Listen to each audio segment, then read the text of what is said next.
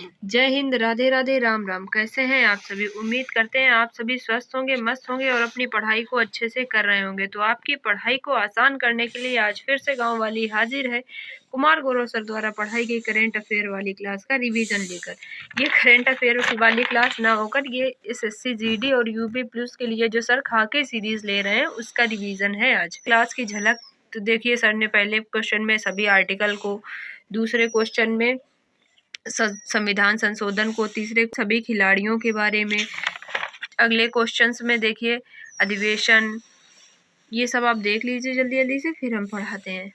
मतलब इस क्लास में पूरा कंटेंट दे रखा है। अगर आप ये जब पूरी सीरीज लेते हैं खारिक की सीरीज, तो आपको बहुत मदद मिलने वाली है। कोई सा भी पेपर हो आपको उसमें मदद मिलेगी।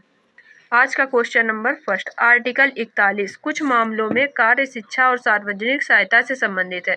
आर्टिकल 36 से 51 जो है वो डीपीएसपी से संबंधित है, भाग 4 में है और ये आयरलैंड भारत के संविधान में लिए गए हैं। आर्टिकल 44 समान नागरिक संहिता। आर्टिकल 39 है 42वां संविधान संशोधन 1976, इसमें निःशुल्क विधिक सहायता है और इसको 42वें संविधान संशोधन को लघु संविधान भी कहा गया है। निःशुल्क विधिक सहायता जिसके अंतर्गत आती है वो है नालसा। नालसा का फुल फॉर्म होता है राष्ट्रीय विधिक सेवा प्राधिकरण। इसका जो हेड होता है वो होता है सुप्रीम कोर्ट का जज। और नालसा की स्थापना का अधिनियम है 1887 का और इसकी स्थापना हुई थी 1995 में। आर्टिकल 50 कार्यपालिका न्यायपालिका की शक्ति का पृथक्करण। और 2 86वां संविधान संशोधन 2002, इसमें 6 से 14 वर्ष की आयु के बच्चों को निःशुल्क शिक्षा देने की बात कही गई है। यह है आर्टिकल 21A। शिक्षा जो है वो मूल संविधान में राज्य सूची का विषय था और वर्तमान में यह संवर्ती सूची का विषय है। 42वां संविधान संशोधन 1956 से। आर्टिकल 51A मौलिक कर्तव्य से संबंधित है। इसमें 42वां संविधान संशोधन हुआ था सरदार स्वर्ण सिंह समिति की सिफारिश पर। पहले मौलिक कर्तव्य थे 10 और अब हो गए हैं मौलिक कर्तव्य 11। मौलिक कर्तव्य संविधान में सोवियत संघ रूस से लिए गए हैं। अब हम देखते हैं अपना question number 3, playing to win. ये बुक है साइना नेहवाल की और साइना नेहवाल बैडमिंटन की खिलाड़ी हैं। बैडमिंटन के कप होते हैं उबेर कप और थॉमस कप।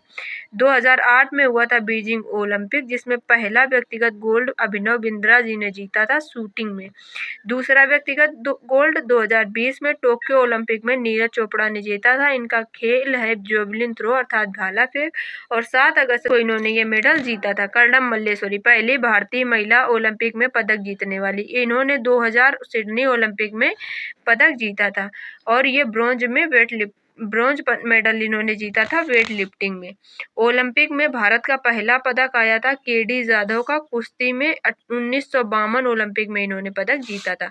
साइना नेहवाल इन्होंने 2012 लंदन ओलंपिक में ब्रॉन्ज मेडल बैडमिंटन खेल में जीता था। मैरी कॉम ने लंदन ओलंपिक में ब्रॉन्ज मेडल जीता था बॉक्सिंग में। पीवी सिंधु ने ओलंपिक में 2 पदक जीतने वाली एकमात्र महिला है। इन्होंने 2016 रियो ओलंपिक में सिल्वर और 2020 टोक्यो ओलंपिक में ब्रॉन्ज मेडल जीता है। मीराबाई चानू इन्होंने टोक्यो का पहला पदक जीता था, रजत पदक जीता था वेट लिफ्टिंग में। साक्षी मलिक है वो कुश्ती में एकमात्र महिला पदक विजेता खिलाड़ी हैं और इन्होंने ब्रॉन्ज मेडल जीता था 2016 रियो में। लवलीना बोरगोहेन टोक्यो में ब्रॉन्ज मेडल जीता था बॉक्सिंग में। अब हम देखते हैं अपना क्वेश्चन नंबर 4, वर्ष 1939 में फॉरवर्ड ब्लॉक की स्थापना सुभाष चंद्र बोस ने की थी और 1938 में हरिपुरा अधिवेशन की भी सुभाष चंद्र बोस ने ही की थी। दिल्ली चलो नारा इन्होंने दिया है और इनकी बुक है इंडिया स्ट्रगल। भीमराव अंबेडकर जी जो हैं उनके प्रारूप समिति के हेड थे। प्रारूप समिति में 1 अध्यक्ष और 6 अन्य सदस्य थे। 29 अगस्त 1947 को प्रारूप समिति का निर्माण हुआ था और BR अम्बेडकर की बुक है जातियों का अंत तथा मूक नायक इनकी पत्रिका है और बहिष्कृत हत्याकांडी सभा जो है उससे यही संबंधित है। स्वराज पार्टी की स्थापना 1923 में चित्तरंजन दास और मोतीलाल नेहरू ने की थी। महात्मा गांधी से अर्जन पत्रिका और नवजीवन पत्रिका संबंधित है और इनको महात्मा की उपाधि जो दी थी वो गुरु रविंद्रनाथ टैगोर ने दी थी और राष्ट्रपिता की उपाधि सुभाष चंद्र बोस ने दी थी। केसरी हिंद उपाधि असहयोग आंदोलन 1920 में इन्होंने त्याग दी थी। सत्य के साथ मेरे प्रयोग और हिंद स्वराज जो बुक है वो महात्मा गांधी की है। अब हम देखते हैं आज का क्वेश्चन नंबर 5, राज्य का एक राज्यपाल होगा। ये आर्टिकल 153 में लिखा हुआ है और ये इसकी नियुक्ति राष्ट्रपति करता है। जो सत्राहुत होता है और सत्रावन वसन, इसकी केंद्र में जो होता है उसकी क्षमता होती है राष्ट्रपति के पास आर्टिकल 85 से, और राज्य में होती है राज्यपाल के पास आर्टिकल 174 से। जो राज्यपाल होते हैं उनके पास क्षमादान की शक्ति होती है आर्टिकल 161 से, लेकिन वो मृत्युदंड और मार्शल एक्ट को माफ नहीं कर सकते हैं। मृत्युदंड और मार्शल को माफ करने की शक्ति होती है आर्टिकल 72 से राष्ट्रपति जी के पास। जो राज्यपाल होता है आर्टिकल 153, राष्ट्रपति इसकी नियुक्ति करता है और 3.5 लाख रुपए इनका वेतन होता है। राज्यपाल बनने के लिए मिनिमम एज होती है 35 वर्ष। हाई कोर्ट का जज इनको शपथ दिलाता है। राष्ट्रपति, उपराष्ट्रपति और राज्यपाल तीनों की उम्र होती है 35 वर्ष न्यूनतम, और राज्यसभा का एमपी और एमएलसी दोनों की न्यूनतम उम्र 30 वर्ष, लोकसभा का एमपी और एमएलए की न्यूनतम उम्र 25 वर्ष। जलियांवाला बाग हत्याकांड 13 अप्रैल 19 हंटर कमेटी बनी थी। वर्नाकुलर प्रेस एक्ट 1878 लिटन के समय हुआ। ओवन मेरिडन भी इसको कहते हैं। बंगाल विभाजन 1905 में हुआ। करजन के समय इसके खिलाफ 7 अगस्त 1905 को कलकत्ता के टाउन हॉल में स्वदेशी आंदोलन प्रारंभ किए गए। 16 अक्टूबर 1905 बंगाल विभाजन की डेट हुई थी। कामागाटा मारू प्रकरण जो है वो 1914 में हुआ था। कामागाटा मारू जो था वो एक जहाज का नाम था। ये जापान का जहाज था, कनाडा जा रहा था, उसको वैंकूवर में रोक लिया गया था। 1913 में गदर पार्टी की स्थापना सैन फ्रांसिस्को यूएसए में लाला हरदयाल और सोहन सिंह भाटला ने की थी। आज का क्वेश्चन नंबर 7, उस्ताद अल्लाह रखा और पंडित किशन और जाकिर हुसैन ये तबला वादक है। शहनाई वादक बिस्मिल्लाह खान और अली अहमद बागेश्वरी एकमात्र महिला शहनाई वादक हैं। बिस्मिल्लाह खान को 2001 में भारत रत्न भी मिला था। बांसुरी वादक हरि प्रसाद चौरसिया और पन्नालाल घोष। संतूर वादक भजन सोपारी और शिव कुमार शर्मा।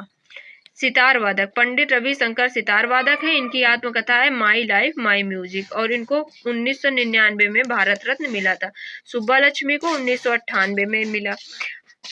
क्वेश्चन नंबर 8, हंसना मोए मोए ये एक ट्रिक है। हाँ से हो गया हर्यक वंश, सा से हो गया शिशुनाग और ना से हो गया नंद वंश, मौर्य से हो गया मौर्य वंश। और ये है मगध साम्राज्य के। मगध साम्राज्य में हर्यक वंश, शिशुनाग वंश, नंद वंश और मौर्य वंश ने शासन किया। मगध साम्राज्य का पहला शासक था बृहदत्त और इसकी राजधानी थी राजगृह। मगध साम्राज्य में पूर्वी उत्तर प्रदेश और पश्चिमी पश्चिम बंगाल आता है। इसमें इसकी जो नदी है वो थी सोन नदी। पहला वंश जो था वो था हर्यक वंश। इसका संस्थापक थे बिंबिसार 1544 बीसी में। इसने 52 साल शासन किया और ये सर्वाधिक शासनकाल है। इसकी हत्या अजातशत्रु ने की थी। अजातशत्रु इनका बेटा था और इसी ने इनकी हत्या कर दी थी। ये पहला पितृहंता था और यो हर्यक वंश को पितृहंता वंश कहते थे। अजातशत्रु के समय पहली बौद्ध संगति हुई थी राजगृह में, जिसके हेड थे महाकश्यप और ये 483 बीसी में हुई थी। पटिलग्राम की स्थापना उज्जैन ने की थी और राजगृह से राजधानी पटिलग्राम को उज्जैन ने ही बनाई थी। अब हम देखते हैं शिशुनाग वंश के बारे में। कालाशोक शासक था और इसी के समय दूसरी बौद्ध संगति हुई थी 383 बीसी में और ये वैशाली में हुई थी, जिसके हेड थे सभा करीम। अब हम देखते हैं अपना question number 9, Tokyo Olympic 2021। Olympic समिति की स्थापना 23 जून 1894 में हुई थी और इसीलिए 23 जून को ओलंपिक दिवस मनाते हैं।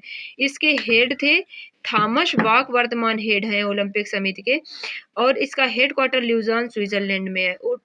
इसमें 5 रिंग है इसके लोगों में। IOC की समिति की बैठक अभी मुंबई में हुई है और पहला ओलंपिक 1896 एथेंस ग्रीक में हुआ था। 33वां ओलंपिक 2024 पेरिस में होगा। 34वां ओलंपिक 2028 लॉस एंजल्स यूएसए में होगा। यहाँ पर T20 मॉडल में क्रिकेट को शामिल किया गया है। 32वां ओलंपिक 2020 का था और 2021 में हुआ था, जिसमें फर्स्ट रैंक आई थी यूएसए की। 32वां ओलंपिक टोक्यो में हुआ था। इसका शुभंकर था मिराई तोबा। फर्स्ट स्थान आया था यूएसए का और भारत का स्थान था 48वां। भारत ने कुल 7 पदक जीते थे, 1, 2 और 4। 1 था गोल्ड मेडल, 2 था silver medal. Silver medal Mirabai Chanu ने टोक्यो में जीता था। पहला मेडल जो जीता गया था टोक्यो का, वो मीराबाई चानू ने सिल्वर मेडल जीता था। और रवि दहिया ने कुश्ती में जीता था सिल्वर मेडल, ये हरियाणा के रहने वाली है। गोल्ड जीता था नीरज चोपड़ा ने 7 अगस्त को 87.58 मीटर दूर भाला फेंका था। इन्होंने पाकिस्तान को हराकर ये जीते थे। और ब्रॉन्ज मेडल 4 जीते थे। एक जीता था लवलीना बोरगोहल ने कुश्ती में, दूसरा पीवी सिंधु ने, तीसरा हमारी हॉकी टीम ने जर्मनी को हराकर जीता था और चौथा जो था वो बजरंग पूनिया ने जीता था। बजरंग पूनिया हम लोगों के लिए फिर से महत्वपूर्ण है क्योंकि ये करंट अफेयर में इस समय है, जो इन्होंने पद्मश्री अभी वापस कर दिया है। अगर आप हमारे द्वारा पढ़ाई गई रिवीजन क्लास को 2 बार सुन लेते हैं तो भी आपको ये सब कुछ याद हो जाएगा। और जिस से हम पढ़ा रहे हैं इसकी अगर आपको पीडीएफ चाहिए हो तो इसकी लिंक डिस्क्रिप्शन बॉक्स में टेलीग्राम की दी गई है, ज्वाइन कर लीजिए। टेलीग्राम चैनल पर सभी पीडीएफ अपलोड की जाती हैं। इसके साथ साथ हम डेली रिवीजन क्लास भी 10 बजे तक अपलोड कर देते हैं। सुबह 6 बजे वाली जो सर क्लास लेते हैं उसको। चैनल को लाइक शेयर और सब्सक्राइब कर लीजिए। चैनल को अगर आप सब्सक्राइब कर लेंगे तो आपको नोटिफिकेशन मिलते रहेंगे। अब हम देखते हैं अपना क्वेश्चन नंबर 10। ये 2011 की जनगणना से संबंधित है। जो 2011 की जनगणना के आयुक्त थे वो थे चंद्रमौली और ये क्रम था 15 नंबर का। पहली जनगणना 1872 में हुई थी मेयो के समय में और पहली दशकीय आधार पर जनगणना 1881 में रिपन के समय में हुई थी। पॉपुलेशन के हिसाब से मैक्सिमम पॉपुलेशन है उत्तर प्रदेश में, मिनिमम पॉपुलेशन है सिक्किम में। जनसंख्या घनत्व में अधिकतम है बिहार में और न्यूनतम है अरुणाचल प्रदेश में। साक्षरता अधिकतम है केरल में और यूटी में लक्षद्वीप में। राज्य में सबसे कम साक्षरता है बिहार में और अगर यूटी की बात की जाए तो दादर नगर हवेली में। लिंगानुपात में सर्वाधिक है केरल में और सबसे कम है हरियाणा में।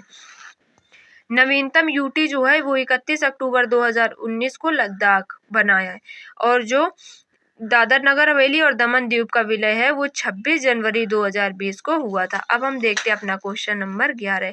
होजागिरी नृत्य जो है वो त्रिपुरा से संबंधित है। त्रिपुरा की राजधानी है अगरतला, यहाँ के सीएम है माणिक और कोकबरोक है यहाँ की भाषा। खारसी मेला त्रिपुरा का फेमस है। 21 जनवरी 1972 को मेघालय, त्रिपुरा और मणिपुर की स्थापना हुई थी। मिजोरम और अरुणाचल प्रदेश की 1987 में हुई थी। सिक्किम की स्थापना 1975 में हुई थी। राजस्थान का कालबेलिया घूमर और गीदड़ गेर प्रमुख नृत्य हैं।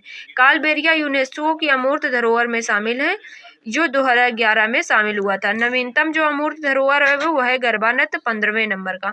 छत्तीसगढ़ का पिंडवानी नृत्य प्रसिद्ध है जिसकी एक तीजन बाई जो है वो प्रमुख कलाकार है। असम बिहू, बगरुम्मा, अंकिया और क्षत्रिया। अब हम देखते हैं अपना क्वेश्चन नंबर 14। अगर आपने अभी भी लाइक शेयर नहीं किया है तो प्लीज़ कर दीजिए और सब्सक्राइब भी कर लीजिए। मेजर ध्यानचंद खेल रत्न पुरस्कार, इसमें 25 लाख रुपए की इनामी राशि दी जाती है और पहला मिला था विश्वनाथ आनंद जी को। इनकी बुक है माइंड मास्टर और विश्वनाथ आनंद जो है वो शतरंज से संबंधित है। मेजर ध्यानचंद खेल रत्न पुरस्कार 1991-92 से देना प्रारंभ हुआ था और पहले इसका नाम था राजीव गांधी खेल रत्न पुरस्कार। 2022 में ये मिला था शरद कमल को, टेबल टेनिस के जो खिलाड़ी हैं। और 2023 में इस वर्ष ये सच्ची अर्थात सात्विक और चिराग की जोड़ी को देने की घोषणा हुई है। ये दोनों लोग बैडमिंटन से संबंधित हैं।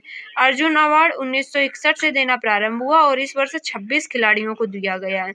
द्रोणाचार्य अवार्ड कोच का अवार्ड होता है और इसमें 15 लाख रुपए की इनामी राशि दी जाती है। ये 1985 से देना प्रारंभ हुआ। अब हम देखते हैं अपना क्वेश्चन नंबर 13। संविधान संशोधन भाग 20 है और आर्टिकल 368 साउथ अफ्रीका से लिया गया है। पहला संविधान संशोधन 1951 9वीं अनुसूची।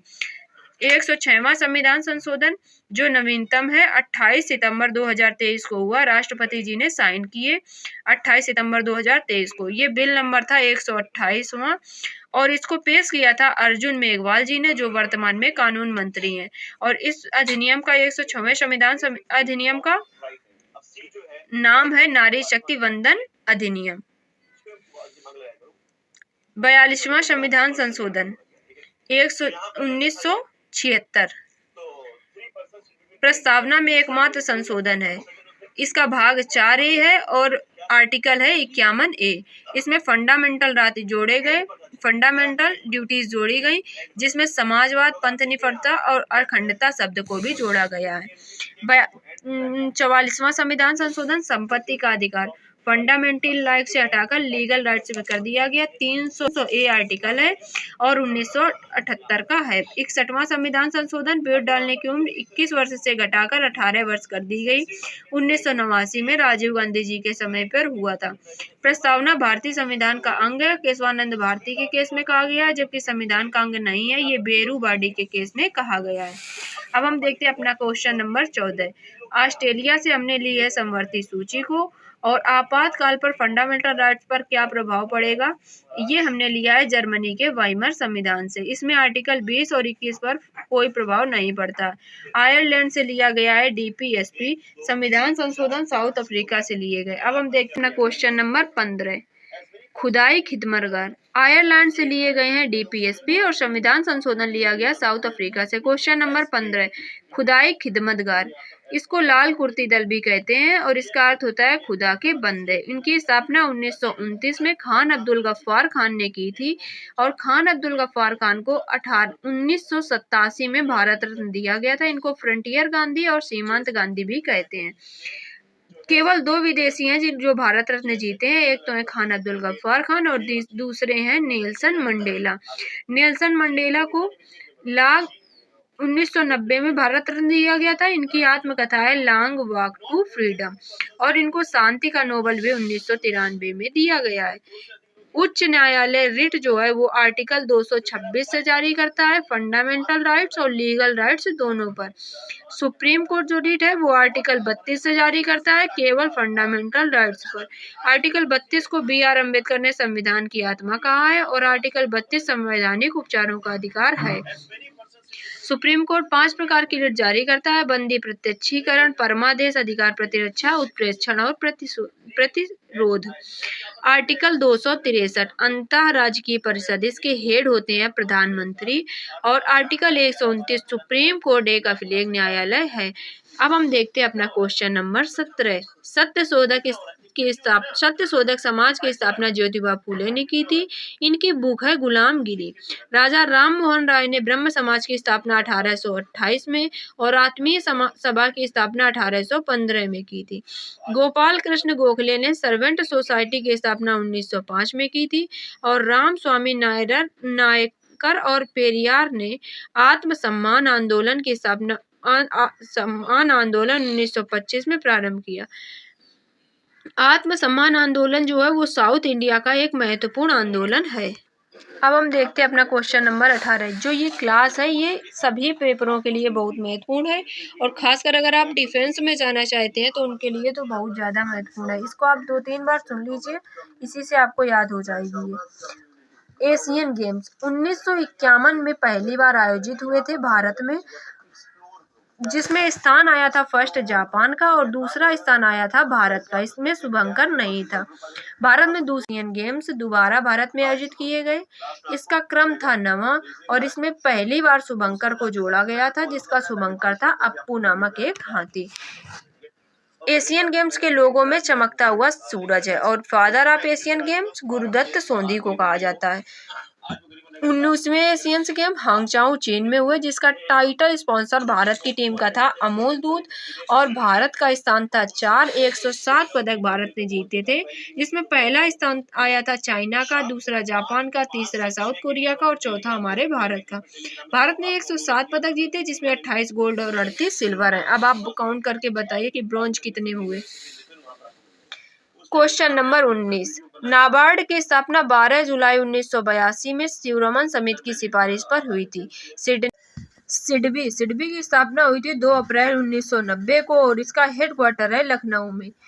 1 अप्रैल 1935 को हुई थी आरबीआई की स्थापना और इसका एक्ट था 1934 का। आरबीआई है यंग हिल्टन आयोग, जिसको कहते हैं शाही आयोग। आरबीआई से संबंधित यही आयोग है। आरबीआई का पहला हेडक्वार्टर था कलकत्ते में, अब हो गया है मुंबई में। 1 जनवरी 1949 को आरबीआई का हुआ था राष्ट्रीयकरण और ताड़ का वृक्ष और रॉयल बंगाल टाइगर हैं इसके लोगों में। 1 जुलाई 1955 एसबीआई का नाम SBI हुआ था। इससे पहले इसका नाम था इंपीरियल बैंक। इंपीरियल बैंक की स्थापना bank of Bombay, bank of Bengal और बैंक ऑफ मद्रास को मिलकर की थी। RBI के गवर्नर पहले थे ओशबर्न स्मिथ और पहले भारतीय गवर्नर थे CD देशमुख। वर्तमान गवर्नर है शक्तिकांत दास, जिनको गवर्नर ऑफ द ईयर का अवार्ड भी अभी हाल ही में मिला है। अब हम देखते हैं पानीपत के युद्ध। पानीपत में 3 युद्ध हुए। पहला हुआ 1956 में 21 अप्रैल को बाबर और इब्राहिम के बीच। बाबर ये जीता था युद्ध और तुगलकमा पद्धति का उपयोग बाबर ने किया था। दूसरा युद्ध हुआ था 1556 में अकबर और हेमू के बीच। दूसरा युद्ध 1556 में अकबर और हेमू के बीच हुआ था, जिसमें अकबर की तरफ से था बैरम खां, जो ये युद्ध जीत गया था और इसकी डेट थी 5 नवंबर 1556। तीसरा युद्ध हुआ था 14 जनवरी 1761 को मराठा वत्सम अहमद शाह के बीच, जिसमें मराठाओं का नेतृत्व कर रहा था सदाशिव और इसके पेशवा थे बालाजी बाजीराव। क्वेश्चन नंबर 21, रेफलेशिया अनाल्डे ये पादप जगत का सबसे बड़ा फूल होता है। सबसे भारी धातु है ओस्मियम, सबसे हल्की धातु है लिथियम। परमाणु क्रमांक 3 ओस्मियम का 76। सबसे छोटा पुष्प होता है बुल्फिया और द्रव वाली धातु होती है ऐसी धातु जो कमरे के तापमान पर द्रव होती है, पारा, और ऐसी है धातु bromine. Question number 23, ozone O3 48 है इसका आणविक द्रव्यमान और ये समताप मंडल में पाई जाती है। ये यूवी किरणों को रोकती है। ओजोन परत जो है वो यूवी किरणों को रोकती है, जिससे होता है स्किन कैंसर। इसकी परत की क्षरण की खोज की थी फॉरमैन ने अंटार्कटिक में, जिसका कारण है ओजोन परत क्षरण का कारण है CFC अर्थात क्लोरोफ्लोरोकार्बन। ओजोन परत की सांद्रता मापते हैं डॉप्सन में। फ्रियान का प्रयोग पहले फ्रिज और AC में होता था, पर अब नहीं होता। मॉन्ट्रियल प्रोटोकॉल 16 सितंबर 1987 ओजोन परत संरक्षण से संबंधित था, इसीलिए 16 सितंबर को मनाते हैं ओजोन संरक्षण दिवस। अब हम देखते हैं अपना क्वेश्चन नंबर 23, रबी की फसल। रबी की फसल में मावट की जो बारिश होती है इसको गोल्डन ड्राप कहते हैं। और रबी की फसल कौन कौन सी होती है उसके लिए ट्रिक है, नाई हूटर बजते ही जोश में आलू लाया। ना से हो गया चना, ई से हो गया राही, हु से हो गया गेहूं, टर से हो गया मटर, जो से जौ, सा से सरसों, आलू से आलू। कपास जो होता है, कपास काली मृदा में होता है अधिक, इसको कहते हैं रेगूर। 2023 बाजरे का वर्ष अंतरराष्ट्रीय बाजरे का वर्ष है और 2024 अंतरराष्ट्रीय ऊंट का वर्ष घोषित किया गया। क्वेश्चन नंबर 24, राष्ट्रीय डेयरी अनुसंधान केंद्र करनाल में है। केंद्रीय चावल अनुसंधान केंद्र कटक में। केंद्रीय तंबाकू अनुसंधान केंद्र राजमुंदरी आंध्र प्रदेश में। केंद्रीय औषधि अनुसंधान केंद्र लखनऊ में। केंद्रीय आलू अनुसंधान केंद्र शिमला में है। अब हम देखते हैं देश और उनकी राजधानियों के बारे में। इथोपिया की राजधानी है अदिस अबाबा, जहाँ पर EU का हेडक्वार्टर है। कजाकिस्तान की अस्ताना, तुर्की की अंकारा, अजरबैजान की बाकू, मंगोलिया की उडनबटोर, उज्बेकिस्तान की ताशकंद, हंगरी की बुडापेस्ट, मंगोलिया की उडनबटोर, उज्बेकिस्तान की बाकू। विश्व का सबसे बड़ा स्थल अवरुद्ध देश है कजाकिस्तान। अब हम देखते हैं प्रमुख देश और उनकी मुद्राएं। इजराइल की मुद्रा है न्यू शेकेल, मलेशिया की मुद्रा है रिंगिट, जापान की मुद्रा है येन, साउथ अफ्रीका की रैंड, बांग्लादेश की टका, चीन की रेमनबी और म्यांमार की क्यात। अगर आपने अभी भी सब्सक्राइब नहीं किया है, अब कर लीजिए जल्दी जल्दी, क्योंकि डेली रिवीजन वीडियो हम इसी पर अपलोड करते हैं। एंगस्ट्राम तरंग दैर्ध्य से संबंधित है और सर्वाधिक तरंग दैर्ध्य होती है लाल की। प्रतिरोध की इकाई है ओम। लंबाई बढ़ाने पर प्रतिरोध बढ़ेगा और अनुप्रस्थ काट बढ़ाने पर प्रतिरोध घटेगा। ध्वनि की तीव्रता का डेसिबल, दाब का मात्रक है पास्कल और पारसेक दूरी का मात्रक है। पानी में घुलनशील विटामिन है B और C। वसा में घुलनशील है A, D, E के। Vitamin A retinol, vitamin B12 cyanocobalamin, इस कोबाल्ट धातु C में पाई जाती है। Vitamin D calciferol, vitamin E tocopherol, vitamin K phylloquinone, vitamin C scurvy का अब हम देखते हैं अपना क्वेश्चन नंबर 29। धौलावीरा और लोथल गुजरात में है, हड़प्पा सभ्यता से संबंधित ये दोनों हैं। राखीगढ़ी हरियाणा में है और यहाँ पर हड़प्पा संग्रहालय बनाया जा रहा है। रमप्पा मंदिर काकतेश्वर मंदिर तेलंगाना में है। होयलेश्वर मंदिर कर्नाटक में है। नवीनतम विश्व धरोहर ये है और ये बेलूर हेलविड और सोमनाथपुर में इसके मंदिर हैं। 42वां विश्व हेरिटेज जो है वो होयलेश्वर मंदिर है। 40वां विश्व धरोहर धौलावीरा, 39वां विश्व धरोहर रमप्पा मंदिर और 41वां विश्व धरोहर शांति निकेतन पश्चिम बंगाल में है, जिसको वीर भूमि भी कहते हैं और ये गुरु रविंद्रनाथ टैगोर ने इसकी स्थापना करवाई थी।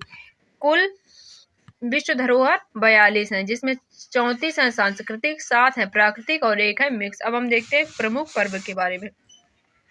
अम्बुबाची मेला असम में लगता है। सरूल फेस्टिवल झारखंड का। शिगमो साओ जोजो आओ गोवा के। कम्बोला कर्नाटक। त्रिशूरपुरम केरल में। द्राम जाता और बोनालू तेलंगाना के। बथकम्मा तेलंगाना के।